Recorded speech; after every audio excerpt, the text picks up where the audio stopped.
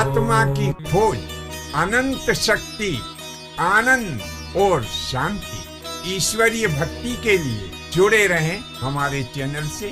आपका अपना चैनल गुरु अशोक तिवारी, लाइक और सब्सक्राइब करना ना भूलें। धन्यवाद। जय माता की, जय परशुराम। श्री गणेशाय नमः। प्रिय बंधुओं, हमारे यहाँ पर एक खेल बड़ा ही प्रचलित रहा है। नाम है उसका चौपड़, या कहीं कहीं चौसर भी कहते हैं। और यदि अलग अलग क्षेत्रों में इसके अलग अलग नाम हों तो जो हमारे दर्शक हैं वे नीचे कमेंट्स बॉक्स में लिख कर के इनके नाम हमें और बता सकते हैं। तो इस खेल का इतिहास हमें त्रेता युग से प्राप्त होता है पुराणों के अनुसार।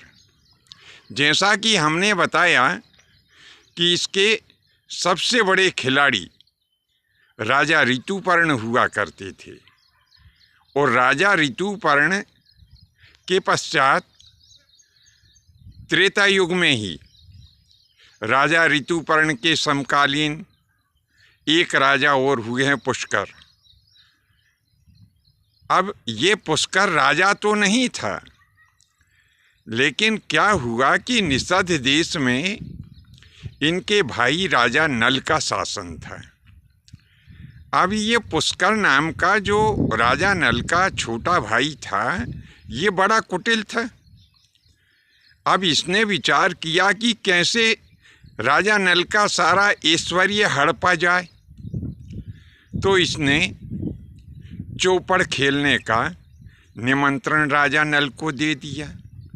राजा नल को भी इस खेल की आदत तो थी, पर इसकी कुटिलता नहीं जानते थे। परिणाम ये हुआ कि राजा नल चौपड़ खेलने के लिए पहुंच गए और अपना सारा राजपाट हार गए। ऐसी ही कथा एक द्वापर युग में भी आती है कि कौरव और पांडवों के बीच में भी ये चौपड़ का खेल हुआ था। उसमें कौरव लोग जीत गए थे और पांडव लोग हार गए थे। अब ये त्रेता युग में और द्वापर युग में जो चौपड़ का खेल खेला गया, इसमें देखिए कितनी बड़ी समानता है कि पहले पुष्कर ने राजा नल को चौपड़ खेलने के लिए आमंत्रित किया और कुटिलता से राजा नल को हरा दिया। जब राजा नल हार गए तो निर्वासित हो गए। और इतना ही नहीं, उस पुष्कर ने राजा नल के शरीर के वस्त्र भी उतरवा लिए। केवल एक अधो वस्त्र ही उनके शरीर के ऊपर छोड़ दिया।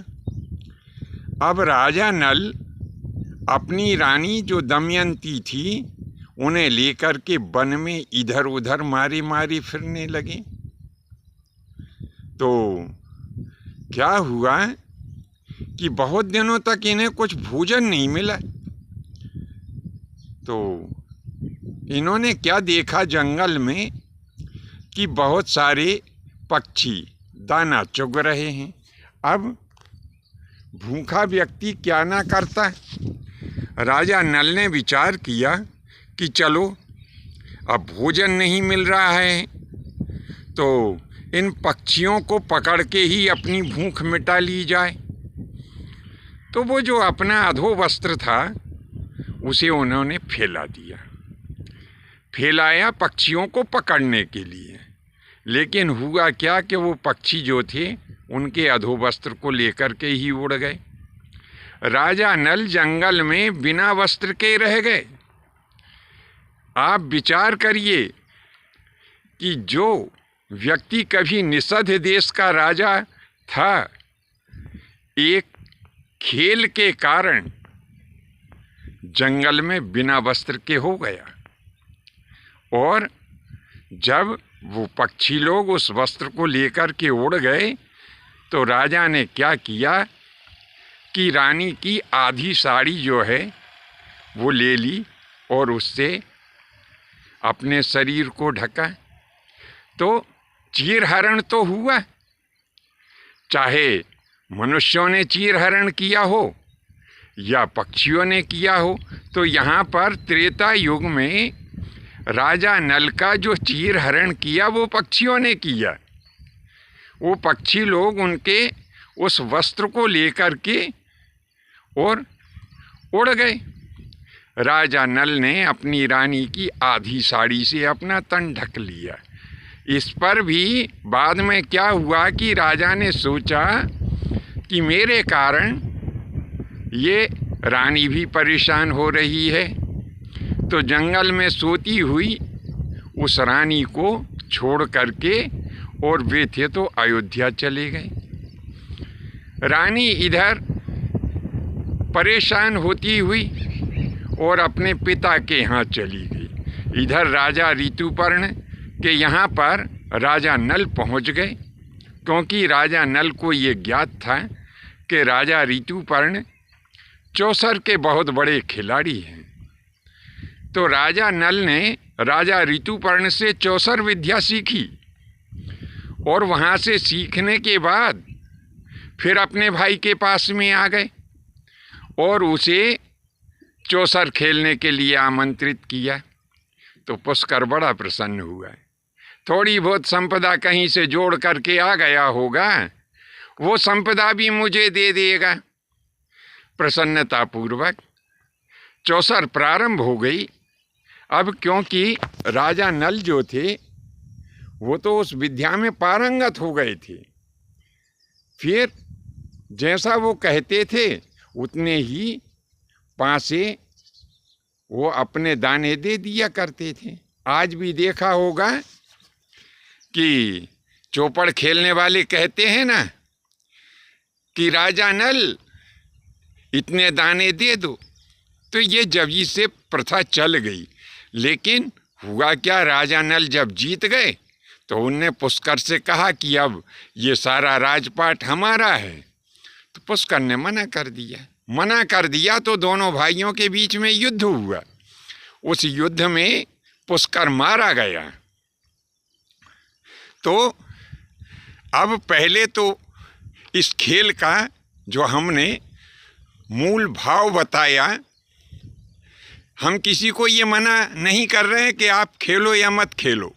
हमें तो जो कथा प्रसंग प्राप्त हुआ है वह अपने दर्शकों की सेवा में प्रस्तुत कर रहे हैं कि निषद देश के राजा नल जैसे के भी कपड़े उतर गए इस खेल में, और बाद में दोनों भाइयों के बीच में युद्ध हुआ।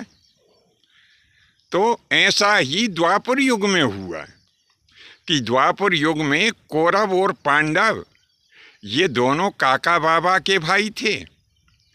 जब पांडव लोग यानी महाराज युधिष्ठिर हार गए तब क्या हुआ, द्रौपदी का चीरहरण हुआ और इसके बाद में पांडवों को वनवास भी हुआ।